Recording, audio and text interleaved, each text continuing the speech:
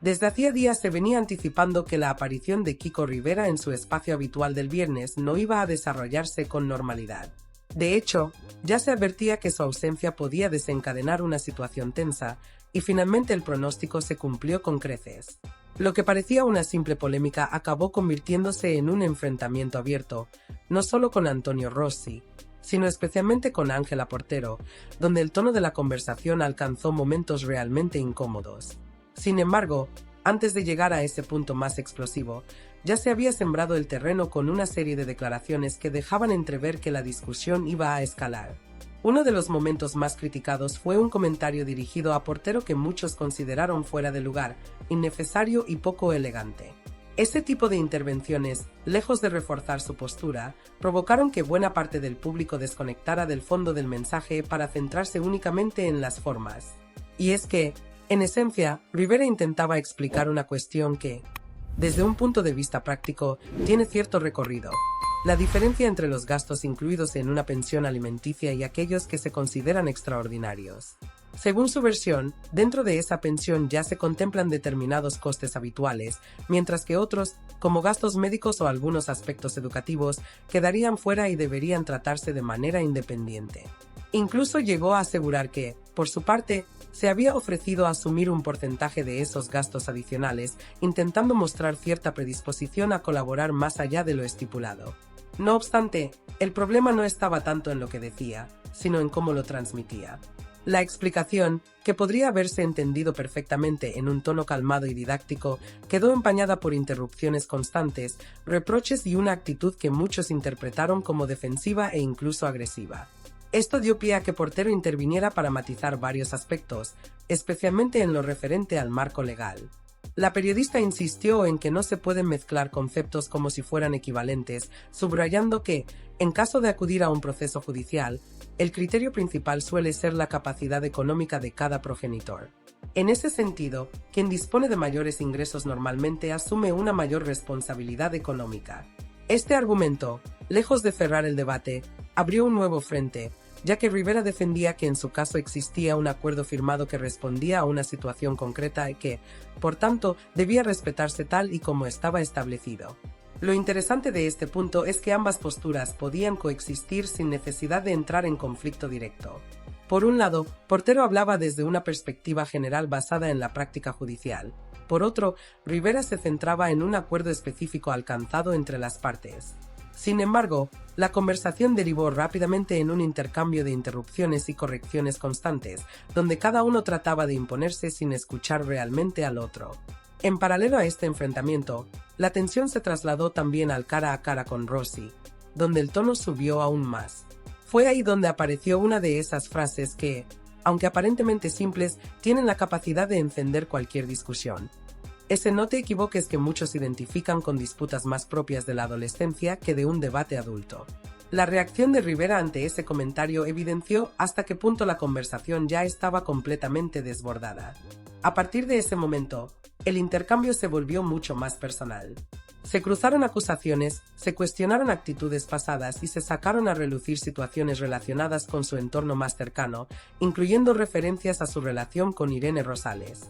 Rivera defendía su comportamiento en determinados encuentros, argumentando que había actuado con educación en situaciones delicadas, mientras que desde el otro lado se ponían en duda esas versiones, apoyándose en testimonios previos. Este tipo de discusiones, cuando alcanzan ese nivel, dejan de aportar información relevante y pasan a convertirse en un espectáculo donde lo emocional pesa mucho más que lo racional. Y precisamente eso fue lo que ocurrió. El contenido perdió claridad a medida que aumentaba la tensión.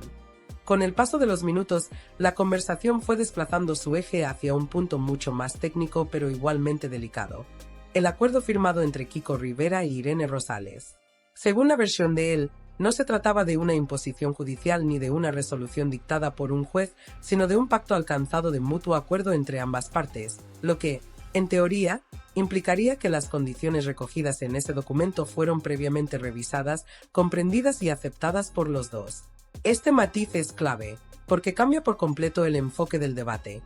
Ya no se estaría discutiendo lo que debería ocurrir en términos legales generales, sino lo que concretamente se decidió en su caso particular. Dentro de ese convenio aparece uno de los elementos que más controversia ha generado: la famosa cláusula que permite avisar con 24 horas de antelación si alguno de los progenitores no puede hacerse cargo de sus hijas en el tiempo que le corresponde. Rivera defendía con firmeza que esta condición no era unilateral ni beneficiaba exclusivamente a una de las partes, sino que estaba planteada desde la reciprocidad. Es decir, tanto él como Rosales tendrían el mismo derecho a acogerse a esa opción en caso de necesitarlo por motivos laborales u otras circunstancias imprevistas. Sin embargo, lejos de zanjar la discusión, esta explicación abrió un nuevo frente. Diversas voces señalaron que, aunque sobre el papel pueda parecer una medida equilibrada, en la práctica puede generar situaciones complicadas. No es lo mismo establecer una norma que otra cosa muy distinta es aplicarla en el día a día, donde las rutinas, los horarios y las responsabilidades personales no siempre permiten reaccionar con tan poco margen. Se planteó, por ejemplo, que recibir un aviso con solo un día de antelación puede obligar al otro progenitor a reorganizar completamente su agenda, alterar compromisos laborales o incluso depender de terceros para poder hacerse cargo de los menores. A esto se sumó otra duda que quedó flotando en el ambiente. ¿Hasta qué punto todas las condiciones del acuerdo fueron realmente comprendidas en el momento de la firma? Porque una cosa es rubricar un documento y otra muy distinta es interiorizar cada una de sus implicaciones prácticas. Algunos insinuaron que podría haber existido una interpretación distinta por parte de cada uno, lo que explicaría el conflicto posterior. Esa posibilidad, aunque no confirmada, añade una capa más de complejidad al asunto, ya que abre la puerta a pensar que el desacuerdo no nace ahora, sino que estaba latente desde el principio. Frente a estas críticas, Rivera se mantuvo firme en su relato. Insistió en que el documento fue revisado y aceptado sin presiones, y que, por tanto, no tenía sentido cuestionarlo tiempo después como si se tratara de algo impuesto. Además, quiso contextualizar el momento en el que se redactó ese convenio, recordando que las circunstancias personales y profesionales de ambos eran distintas a las actuales. Según explicó, en aquel entonces existía un desequilibrio en cuanto a la situación laboral, lo que habría influido directamente en la manera de estructurar el acuerdo y en la inclusión de determinadas cláusulas.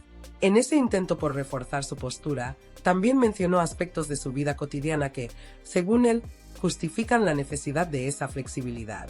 Habló de su actividad profesional, de horarios cambiantes y de la necesidad de contar con apoyo externo para poder atender a sus hijas cuando el trabajo se lo impide. Con esto trataba de transmitir la idea de que no se trataba de una exigencia caprichosa, sino de una solución práctica adaptada a su realidad. Sin embargo, este argumento tampoco logró convencer del todo a sus interlocutores, que seguían viendo en esa cláusula un posible foco de conflicto más que una herramienta de conciliación. Y es aquí donde vuelve a aparecer el elemento que termina condicionándolo todo, la manera de comunicar. Porque, aunque en varios momentos su explicación parecía tener cierta coherencia interna, el tono empleado volvía a jugar en su contra. Lejos de transmitir calma o seguridad, sus intervenciones generaban tensión, interrupciones y una sensación constante de confrontación. Esto provocaba que el contenido de su mensaje quedara en un segundo plano, eclipsado por la forma en la que era expresado. Se produce así una situación bastante contradictoria. Por un lado, existe un discurso que, analizado en frío, puede tener argumentos defendibles. Por otro, una ejecución que lo desvirtúa completamente de cara al público. Es como si cada intento de aclaración terminara convirtiéndose en un nuevo motivo de crítica, no tanto por lo que se dice, sino por cómo se dice. En definitiva, todo este episodio deja una lectura bastante clara, en cierto modo, repetida. En el ámbito mediático, la percepción no depende únicamente de tener o no razón. La actitud, el tono y la capacidad de gestionar un debate son factores determinantes. En este caso, Rivera proyectó una imagen marcada por la impulsividad, lo que contrasta con la reflexión que requería un tema tan sensible como este. De este modo, lo que podía haber sido una explicación detallada, pausada y comprensible sobre un acuerdo privado y sus implicaciones reales, acabó transformándose en un enfrentamiento público cargado de tensión, interrupciones constantes y reproches cruzados. Y es precisamente ahí donde reside la clave. No basta con defender una postura, también es imprescindible saber sostenerla de manera que el mensaje llegue limpio, claro y sin ruido. Porque, cuando eso no ocurre, el debate deja de girar en torno a los hechos y pasa a centrarse únicamente en la polémica.